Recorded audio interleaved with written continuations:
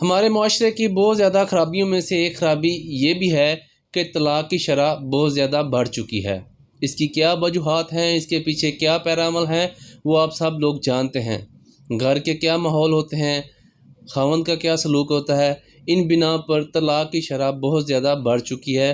یہ ایک غلط عمل ہے، لیکن اس سے باز ہی رہنا چاہیے، کسی کی زندگی کو برباد نہیں کرنا چاہیے۔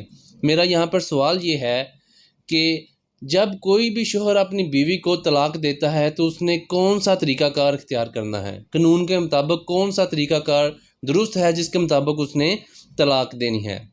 کیونکہ بینگ اے لائر میری یہ ڈیوٹی ہے کہ آپ تک صحیح انفارمیشن میں پہنچا دوں، آپ تک یہ آگاہی دے دوں کہ اگر کوئی بندہ ایسا عمل کرتا ہے تو اس نے کیسے کرنا ہے، کس وے کو اس نے اڈاپٹ کرنا ہے۔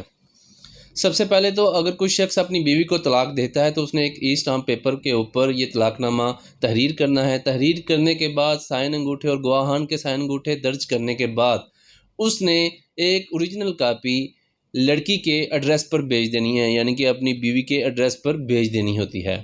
اس کی ایک فوٹو کاپی اس یونین کونسل میں اس نے بھیجنی ہے جہاں پر اس کا نکاح نامہ درج ہوا تھا، اس یونین کونسل میں ایک طلاق کی کاپی بھی ارسال کر دینی ہے۔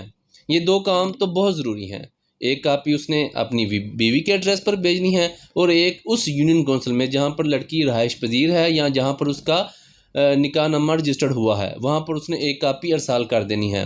اگر ان میں سے کوئی کام لڑکا نہیں کرتا، صرف طلاق لکھ کر رکھ دیتا ہے یا کہہ دیتا ہے کہ ڈیورس ہو گئی ہے، یونین کونسل کو اطلاع نہیں کرتا، تو یہ قانوناً جرم ہے۔